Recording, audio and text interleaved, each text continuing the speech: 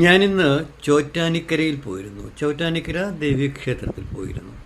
അപ്പോൾ ഞാൻ ചോറ്റാനിക്കര ദേവീക്ഷേത്രത്തിൽ പോയത് ശരിയായി പറഞ്ഞാൽ ക്ഷേത്ര ദർശനത്തിനായിട്ട് പോയതല്ല, മറ്റൊരാവശ്യത്തിന് വേണ്ടി ഞാൻ ചോറ്റാനിക്കരയിലേക്ക് പോയ സമയത്ത് ചോറ്റാനിക്കര ഭഗവതി ക്ഷേത്രത്തിൽ ഞാൻ കയറിയതാണ്.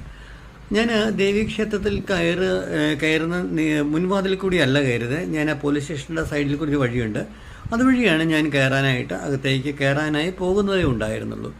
അപ്പോൾ ഞാൻ ക്ഷേത്രത്തിലേക്ക് കാലെടുത്ത് വെക്കുന്നതിന് തൊട്ട് മുൻപ് എൻ്റെ മുന്നിലേക്ക് ഒരു സ്ത്രീ വന്നു. ഏകദേശം ഒരു 60 വയസ്സോളം പ്രായമുള്ള ഒരു സ്ത്രീയാണ് എൻ്റെ മുന്നിലേക്ക് വന്നത്. അത്യാവശ്യം വൃത്തിയുള്ള വസ്ത്രം ധരിച്ച ഒരു സ്ത്രീയാണ്.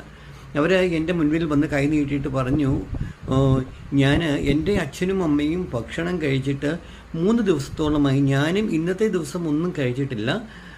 എനിക്ക് നന്നായിട്ട് വിശക്കുന്നുണ്ട്. ഏകദേശം സമയം ഒരു 11 മണി അത്രയുമൊക്കെ 11 മണി ആയില്ല, ഇൻ ബിറ്റ്വീൻ 10 to 11 അതിനിടയ്ക്കുള്ള സമയമാണ്.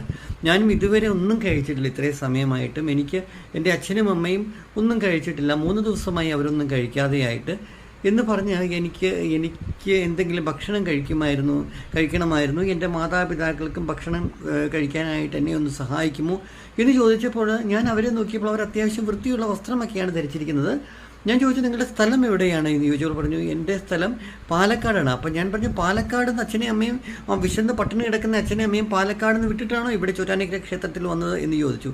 അപ്പോൾ പറഞ്ഞു, അല്ല, ഞാനിവിടെ വന്നിട്ട് 2 ദിവസമായി. ഞാൻ എൻ്റെ അവസ്ഥ പറഞ്ഞതാണ്. എൻ്റെ അച്ഛനമ്മമാർ എനിക്ക് തന്നെ ഇത്രയും പ്രായമുണ്ട്, എനിക്ക് 10-60 വയസ്സായി, എൻ്റെ അച്ഛനും അമ്മയ്ക്ക് നല്ല പ്രായമുള്ള ആളുകളാണ്. അപ്പോൾ എനിക്കത് വിശ്വസിക്കാനായിട്ട് സാധിച്ചില്ല. ഞാൻ പറഞ്ഞു, ഇപ്പോൾ നമ്മുടെ കേരളത്തിൽ ഇങ്ങനെ പട്ടിണി കിടക്കുന്ന ആൾക്കാരൊക്കെ ഉണ്ടോ? ഞാൻ അങ്ങനെ തന്നെ അവരോട് ചോദിച്ചു, നിങ്ങൾക്ക് പെൻഷനൊക്കെ കിട്ടുന്നില്ലേ അവർക്ക്? പറഞ്ഞു, ഞങ്ങൾ കേരള മക്കളല്ല, ഞങ്ങൾ തമിഴ്നാട് മക്കളാണ്, പാലക്കാട് വന്ന് താമസിക്കുന്നതാണ്, ഞങ്ങൾക്ക് പെൻഷനോ അതോ ഒന്നുമില്ല. ഞാൻ 1 കിലോ അരി അവിടെ വീട്ടിലുണ്ടായിരുന്നു. അതിനകത്ത് ഒരു എരി വീതം കഞ്ഞി വെച്ച് കുടിക്കാൻ അമ്മയെടുത്ത് പറഞ്ഞിട്ടുണ്ട്. അതുകൊണ്ടൊന്നും കുടിച്ചാൽ വയറ് നിറയത്തില്ല സാറേ, ആരും ഞങ്ങളെ സഹായിക്കാനില്ല, സാറൊന്ന് സഹായിക്കാമോ എന്ന് ചോദിച്ച് അവരെൻ്റെ മുന്നിൽ ഇങ്ങനെ നിൽക്കുകയാണ്. ആൾക്കാർ അപ്പുറത്തോട്ടും മുപ്പുറത്തോട്ടും ഒക്കെ പോകുന്നുണ്ട്. അവർ മറ്റാരുടെ അടുത്ത് പോകുന്നില്ല, എൻ്റെ അടുത്തേക്കാണ് വന്നത്. അപ്പോൾ എനിക്ക് വളരെ കൗതുകകരമായിട്ട്, എനിക്കിങ്ങനെ നമ്മുടെ കേരളത്തിൽ നമ്മൾ വളരെ അഹങ്കാരത്തോടു കൂടി പറയാറുണ്ട്, നമ്മുടെ കേരളം കുതിക്കുകയാണെന്നൊക്കെ. അവർ നമ്മളുടെ നാട്ടിൽ വന്ന് താമസിക്കുന്ന ആളുകളാണ് എന്ന് ഞാൻ പറഞ്ഞു.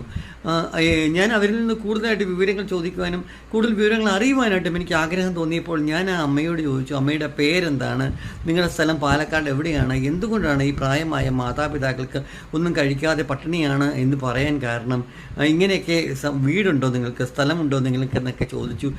അപ്പോൾ ആ അമ്മ എന്നോട് ചില കഥകൾ പറഞ്ഞു. ആ കഥ ഞാൻ ഡീറ്റെയിൽഡായിട്ട് പോസ്റ്റ് ചെയ്തിട്ടുണ്ട്, കാണാൻ ശ്രമിക്കണം. തീർച്ചയായിട്ടും നിങ്ങളുടെ അഭിപ്രായങ്ങളും നിർദ്ദേശം